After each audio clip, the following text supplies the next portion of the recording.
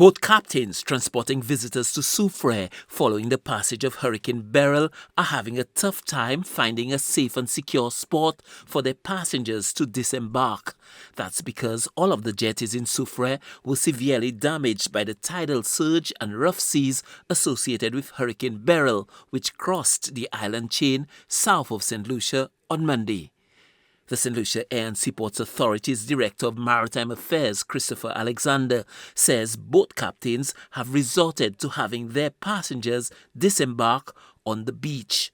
Alexander says this new trend puts passengers, crew, and the boats at risk. But the more concerning thing is that we have quite a few boats right now that are actually beaching the boats near the Hummingbird.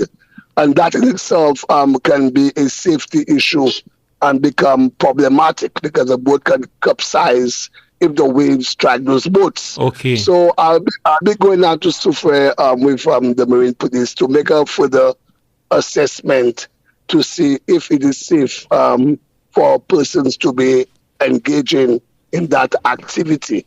Alexander also stated his concern about the disturbing development of pleasure boats placing tall speakers on the deck of their vessels. He says Slaspa will be taking steps to stop that practice. Boats are now putting 10 feet tall speakers at the stern of those boat rides, and we say that will no longer be permitted.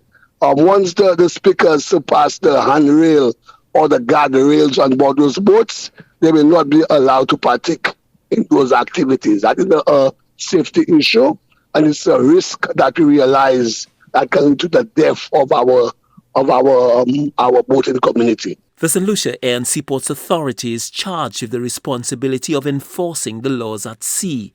This role has become even more taxing with the carnival season, during which there's a sharp increase in boat rides and against the backdrop of significant damage to the jetties in Soufriere.